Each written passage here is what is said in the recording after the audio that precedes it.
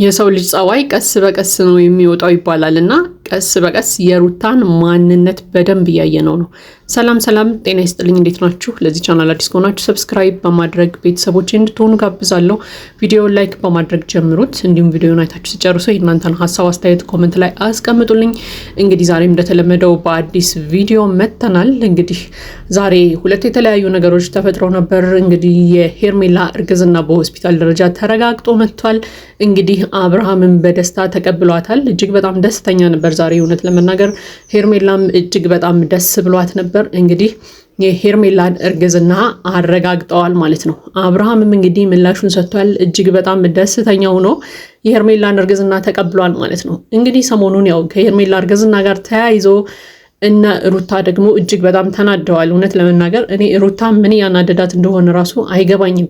በቃ አብርሃምን ትውደደውም አትውደደውም ተፋተዋል እኮ። እኔ ምንድነው ማድረግ የሚቻለው? ማለት እኔ አንዳንድ ጊዜ ግራ ነው የሚገባኝ የሩታ ነገር ማለት ነው። እና እንግዲህ ባለፈው ታስታውሱ ከሆነ አብርሃም እና ቡዜ ላይ እንግዲህ ክስ መስረታ ነበር ሩታ። ስለዚህ ያንን ክሷን ደግሞ አንስታው ነበር። ያነሳቸው ያው በኤፍሬም ምክንያት ነው። ክሱን እንድታነሳ ምናምን አድርጓት ብቻ አቋርጣ ነበርና የሄርሜላን እርግዝና ከሰማች በኋላ ያ ክስ ይቀጥላል ወይስ እንደተቋረጠ ይቀራል የሚል ጥያቄ ጠይቀን ነበር ታስታውሱ ከሆነ በባለፈው ቪዲዮና ዛሬ እንግዲህ ያንን ነገር አይተነዋል ማለት ነው። ከዳኒ ጋር ሆና እንግዲህ ዳኒ ክስ መስርቷል ማለት ነው። ያው እንግዲህ ክስ ለመመስረቱ ደግሞ የሩታ እጅ አለበት በጣም በሚያሳዝን ሁኔታ ማለት ነው። ታስታውሱ ከሆነ በፊት ላይ ብዙ ጊዜ እንግዲህ ብዙ ሴራዎች ምናምን ሲመጡ በጣም የሚያስጠላ ነገሮች ሲፈጠሩ ዳኒና ሜሪ በተለይ በቃ ከሩታ ህይወት ውጡላት፣ ሩታን ሴራ አታሳስቧት፣ የራሷን ህይወት ትኑር፣ አብርሃም የራሱን ህይወት ጀምሯል እያለን ብዙ ነገሮችን እናወራ ነበርና እውነት ለመናገር እነ ሜሪ ይቅርታ አድርጉልን በዚህ አጋጣሚ፣ ከሩታ በላይ ሴረኛ ሰው የለም። ዛሬ ያየነው ነገር ይሄን ነው። በቃ ዛሬ ብቻ አይደለም፣ በቃ ሰሞኑን እያየነው የመጣነው ነገር ይሄ ነው። በቃ ለምን እንደሆነ አላውቅም። ሌላ ሰው ሌላ ማንነት ያላት ሴት ሁና ነው ያገኘኋት እኔ ሩታን ማለት ነው። በፊት ያው እንደዚህ አይነት ስብዕና እንደሌላት ሁላችንም እናውቃለን። ነገር ግን ከሆነ ጊዜ ወደዚህ የሚነሱ ከባባድ ነገሮች በቃ ወጥመዶች፣ ሴራዎች ምናምን በሩታ ነው እየተከወኑ ያሉት። ምክንያቱም አሁን ላይ ሜሪ ከሩታ ጋር አይደለችም። ከሩታ ጋር ተጣልተው በቃ ሄደዋል። እንደውም ከትላንት ወዲያ የሰሩት ቪዲዮ ላይ ሁላ ሩታ ምን ስትል ሰምተናታል? ለሜሪም ቢሆን አልተኛላትም፣ እሷ ዘመዴ ናት ብዬ ዝም አልላትም፣ እከሳታለሁ ምናምን ስትል ሁላ ነበርና ዛሬ እንግዲህ ያው በዳኒ ስም ቢሆንም ክሱ ለአብርሃም መጥቶለታል ማለት ነው። በስም ማጥፋት ወንጀል ተብሎ እንግዲህ ተከሷል አብርሃም። እንግዲህ ቀጣይ የፍርድ ሂደቱ ምን ይሆን የሚለውን ያው በሂደት የምናየው ነው የሚሆነው። አብርሃም ነፃ ይሆናል ወይስ የተወሰነ ጊዜ ይታሰራል ምናምን የሚለው ያው የፍርድ ቤት ስራ ነው የሚሆነው። ነገር ግን ሩታ በዚህ ልክ ያቃጠላት ነገር ምንድን ነው አልገባኝም። በቃ አብርሃም እና ሩታ ተለያይተዋል። ይሄንን ነገር ማን ነው ሊያሳምናት የሚችለው? ለሩታ ለምንድነው አምና መቀበል ያልፈለገችው? በዚህ ልክ አብርሃም እኮ ጥሎ ሄዶ በቃ ቀለበት አስሯል። ቀለበት አሰረ ማለት ተጋቡ ማለት ነው። በቃ አለቀ። የቀን ጉዳይ ነው የሚጠብቁት ሁለቱ ልጆች ማለት ነው። ስለዚህ ሄርሜላ ስላረገዘች ሩታ በዚህ ልክ መንገብገብ አለባት ብዬ አላምንም። በቃ ለምንድነው አሁንም ድረስ አብርሃምና ሄርሜላን ለማለያየት በቃ የማታደርገው ነገር እንደሌለ እያየን ነው። እጅግ በጣም ሴራዎችን ታሴራለች። በቃ እንደ ሩታ የሚያሴር ሰው የለም ሴራ። እውነት ለመናገር እንዴ እኛ እኮ በፊት ሜሪ ናት፣ በተለይ ሜሪን ነበር ሁላችንም የምንወቅሰው። በቃ ሜሪ ከሩታ ጎን ካለች በቃ ሩታ የራሷን ኑሮ እንድትኖር አታደርጋትም። ከአብርሃም ጋር ያላትን ግንኙነት ራሱ ልታቆም አትችልም። በቃ የሆነ ነገር እየፈጠረች ሜሪ ከአብርሃም ጋር ታገናኛታለች፣ አብርሃም ጋር ተወስዳታለች። ስለዚህ ሩታን እየረበሸቻት ነው፣ የሩታን ህይወት እየበጠበጠች ነው፣ ከህይወቷ ትውጣላት ምናምን እንል ነበር።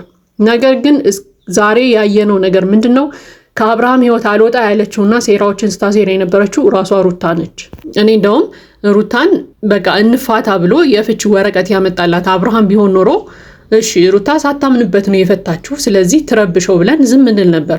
ነገር ግን የፍች ወረቀቱን ያመጣችለት እኮ ራሷ ሩታ ናት። በቃ ካልተፋታም ብላ የፍች ወረቀት ይዛለት ሄዳ ያስፈረመችው በግድ ሩታ ራሷ ናት።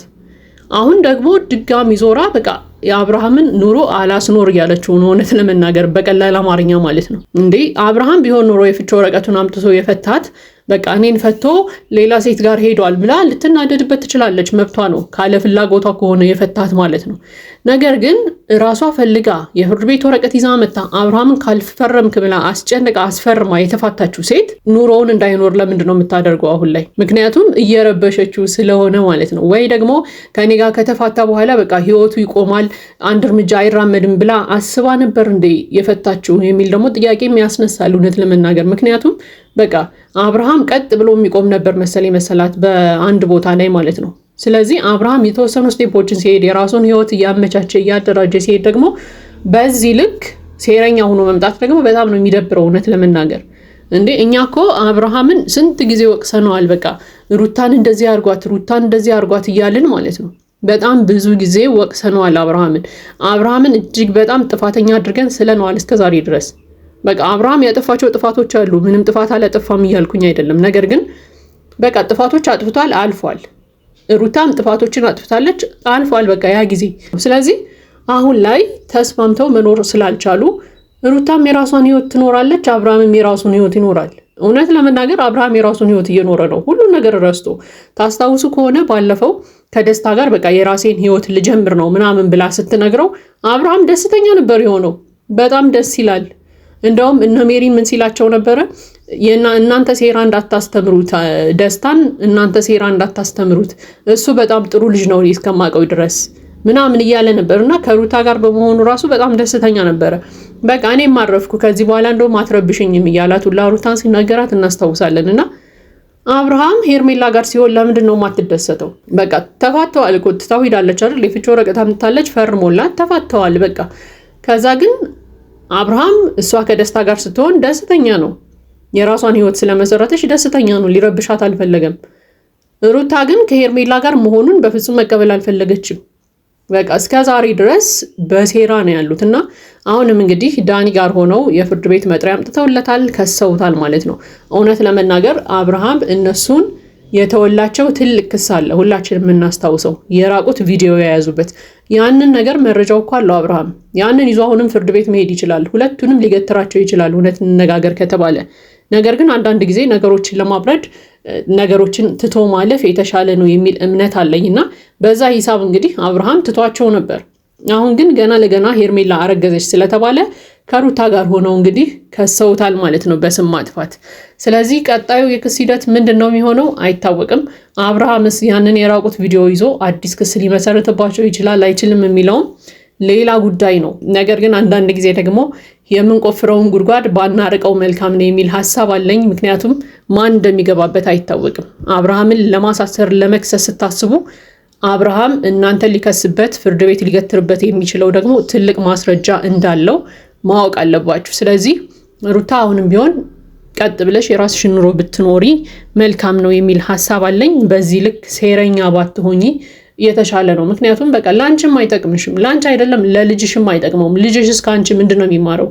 ስለዚህ ልጅሽን በእናትነት ስነ ምግባር በስርዓት ብታሳድጊው የተሻለ ነው የሚል ሐሳብ አለኝ። ምክንያቱም ይሄንን ልል የቻልኩበት ምክንያት ያው ሰሞኑን ከሚወጡ ቪዲዮዎች ከሚሰሩ ነገሮች አብርሃምን ለመበቀል ካላት ፍላጎት አንጻር እንግዲህ የልጇ አባት እስከማይመስል ድረስ እየተበቀለችው ስለሆነ ነው ማለት ነው። ለማንኛውም እንግዲህ ይሄ የኔ ሐሳብ አስተያየት ነው። የእናንተን ሐሳብ አስተያየት ኮሜንት ላይ አስቀምጡልኝ። ለዚህ ቻናል አዲስ ከሆናችሁ ሰብስክራይብ በማድረግ ቤተሰቦቼ እንድትሆኑ ጋብዛለሁ።